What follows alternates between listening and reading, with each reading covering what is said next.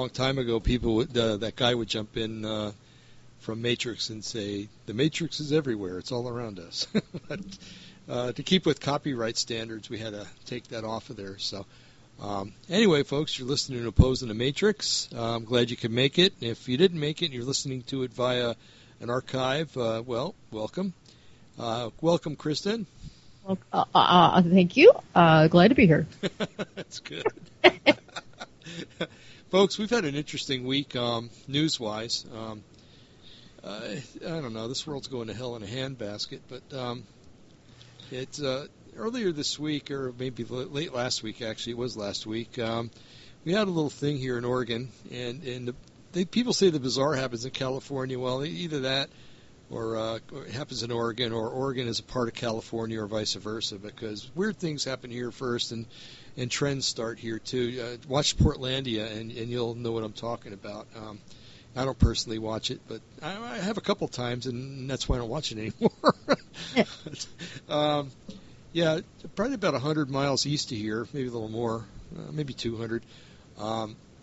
Little town of, or county of Malheur, and John Day's over there in another town. I can't remember it right now. Anyway, there was, in the game preserve over there, there was several, and I call them patriots because I think they are, that had gone in there, and they didn't want to start anything. They just wanted to, they wanted their actions to speak about what's going on with the ranchers here in Oregon and Nevada. And if you look at a map of the land that all the government owns here in the West, I think they own something like 95% of Nevada. So where they get off owning land, I don't know, because according to the Constitution, the only land they should own is the land of Washington, D.C., and that's it. But, that and all the other ways they subvert the Constitution, what can you guess? But anyway, so this group took over, and you might remember there was a man named Bundy, who was the son of another man named Bundy in Nevada. And if you remember that standoff they had down in Nevada, what was it, 2010, I believe? No, it was later than that. It was 2013 or 14. It was 14. And anyway, they found out later that Harry Reid had actually wanted the land to develop it for some reason, or to sell it. And so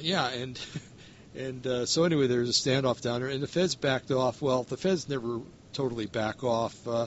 That'll probably flare up again someday soon. But anyway, the ranchers in eastern Oregon were having a hard time because they're all they do is they have their cows on the land, and the cows are eating up all the brush that would burn otherwise, and so the feds went in there, and they've been harassing the ranchers like crazy for the last 5 or 10 years. And what they do is they go in and they don't want the ranchers there, so they burn the land.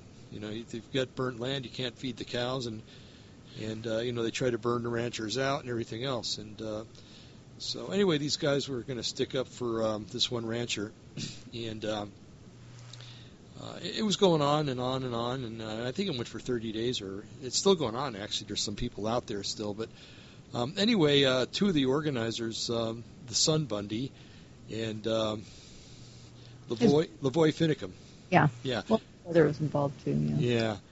They decided to have a meeting the next town up. I think it was in John Day where they were having the meeting, and on their way back, the FBI had set up a roadblock, and there was two cars. There was a really nice-looking Ford pickup truck. I don't know if it's nice anymore, but and then there was a Jeep, and so they stopped the Jeep and they shot the young Bundy. I don't know why, but my surmising is that the guy in the front truck, Lavoy, he looked back and saw Bundy being shot, and he took off. Anybody would take off thinking that they're next, And so he went about a mile up the road, 45 seconds up the road, and there was a roadblock, and he tried to veer around it. He tried to go around the left side of the roadblock and into the snow. Well, an officer of the law, and isn't that a contradiction in terms, jumped out, and because the officer jumped out, he steered away so he couldn't go around, and he got stuck in the snow. And he got out with his hands up, and there's been a lot of contention about this, that he reached down to pick out his revolver and shoot, but we'll get to that in a second. Well, anyway, if you look at the video really carefully, he's standing there with his hands up, And then he reaches down to with his right hand to his left side, and the hands go back up, and then they go back down again, and then finally he shot, I think, the third time, and he falls to the ground. Well, and it's funny, Kristen, because these younger people that some of them at school and around. When we were young, we didn't trust the government, and rightfully so. And now I think that was a good choice, but and we still don't, or a lot of us don't anyway. And but now it's the young people that trust the government, and there's those of us our age and a little younger that don't trust the government. So it's kind of done a flip-flop. Yeah. Which is kind of what we'll be talking about later tonight too. But so anyway, I've been going at it with some of the younger people. Oh well, he was reaching for a gun. I said, look what side was he reaching to? The left side. With what hand? The right. I go, if you're right-handed, you don't wear your pistol on the left side. And well, there's cross drawing, and I'm like, yeah, but if you're going to be in a situation like this, you don't cross draw. It takes an extra 2 seconds, Yeah, and I think that is the video that they're showing, is it from behind? They're showing it. Yeah, it is from behind, but he's turning all around, so I can't really. But they followed him up the road, and they're kind of behind him on the road. Yeah, I guess you would say. But, yeah. But you can see clearly that there was one guy hiding behind the truck, and it looks like he took a shot at him. And then there was another guy. Apparently, there were a lot of other government snipers around. Mm-hmm. I mean, they kind of were there waiting for him. So right. That's my understanding. I don't, Well, that would make sense. Yeah, and so the ones that we actually see in the, if there's any visible in the video, they probably not were the only ones there. Exactly. But you're right. I mean, I don't know I haven't seen the tape, so I don't know how clear it is, and I don't know. I've only seen a picture. Right. It was from behind. Mm-hmm. So, but like we were discussing, if you get shot, you put your hands down. Right. You put your hands down to wherever you get shot. Mm-hmm. Be that he got shot on his left side. Right. And he was putting his hands down to his left side because he got shot. Uh-huh. Or even grazed, or, whatever. We don't know. We don't have the story. I mean, and we may never get the full story. Right. So, we just don't know. Mm-hmm. So, and this whole, you hear this. I did hear a story about him saying, well, just go ahead and shoot, or go ahead and shoot me, or whatever, like law enforcement is going to shoot somebody just because the guy says shoot me. Yeah. Okay, that doesn't happen in the real world, people. Uh-uh. I mean, just because you tell the cops to shoot you, they're not going to shoot you because you tell them to. As a matter of fact, they would probably do the opposite of what you wanted them to do. Yeah, so that's that. You can just throw that story out the window. I agree. He may have said something, but I don't think that's what he said. No. But I think that we need to really be careful to keep our anger, our emotions in check on this story, and wait and see, because I'm not sure we're ever going to hear the full story. Probably not. One way or the other. Mm-hmm. So we really need to be careful, and the people that are, how should I say, anti-patriot in a sense, right, and angry about these people, need to be careful because they have some good points. Mm-hmm. But if you think that they didn't go about it the right way, then, well, maybe some of the things they did, you don't have to agree with everything they did. Right. And how they went about it, but maybe some of the things they were bringing up were good points. That's true. Yeah. Maybe it really brought some things to the forefront that needed to be brought up. Mm-hmm. Mm-hmm. So. Well, everybody, I think, would agree that the government has way too much power. Oh, yeah. And, I think so. And I think they, when you go in, when a government agency can go in and take land from somebody who's been on property for generations. Mm-hmm. There's something wrong with that. That's right. There's really. Did you hear anything about there might have been something special about that land or something? Yes. Under the Hammonds land, the two men, that the father and son that are in jail now, possibly for life, there's uranium. Oh, goodness. That the Chinese are very interested in, Mm-hmm. which I'm sure they would be. Yeah, of course.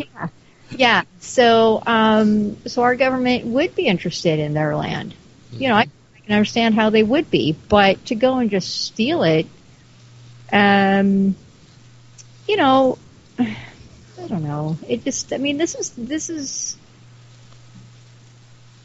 I mean, if you're going to look at it from the government's point of view, I can see how they can be dastardly and, you know, evil and go in and say, hey, you know, we're the government, we can take whatever we want, Mm-hmm. you know, and just go in and do whatever the heck they want to do. Right. But, you know, if you're going to be morally right and stuff, you know, you just don't do that. Mm-hmm. I agree. You just don't. I mean, these people have been there for generations, and they've lived there for a long time. You know. Exactly. You just don't go steal land. It's not yours. Mm-hmm. Well, it's interesting that we use this as a segue because it was, and because you know there's bad times coming, folks, and if they're remember what Yeshua said. He said if they do this when the tree is green, imagine what they'll do when it's not green. Yeah, you know, things on the surface right now seem to be, I mean, I don't know what it is for, you know, most of you out there, but, you know, life just seems to go from day to day. It seems to be okay. Uh-huh. I mean, it's pushing along all right for most people, I think. Sure. You know, we're not being hunted down, and we're not being, you know, on a regular basis thrown in jail and just for, you know, our beliefs. You know, we're pretty free, so to speak. We can, you know, drive our cars anywhere we want, pretty much, and shop wherever we want, and spend money, and we, okay. Oh, all right, got a response there. Okay. We can do anything we really want to do, you know, out there.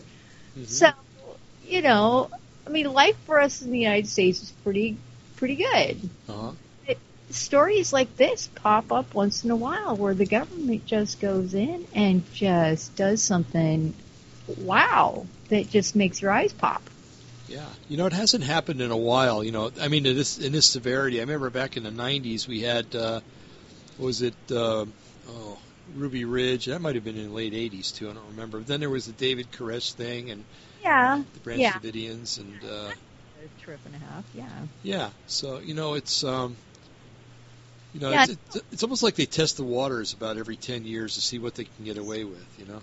And I think you're right. And I think things like the David Koresh thing, I think most people would say they don't understand that story at all. Mm-hmm. They don't have the full story. Right. And if they knew the full story, their minds would be blown. Well, I'll tell you what, if you go out and run a movie, folks, it's called Waco, Rules of Engagement, and your eyes are going to be open. That's all I'm going to say. Yes. Fascinating story. Mm-hmm. And it's nothing like you thought it was. If you were just thinking, oh, you know, if you believe the government's story about that, you will be blown away. So. Very true. Yeah. And so, but stories, you know, things like this happen once in a while, and you're just like, what? What is this the United States? Exactly. You know? And I think David's right. I think they test the waters to see how does the public react. Mm-hmm. Mm-hmm. You know, are they just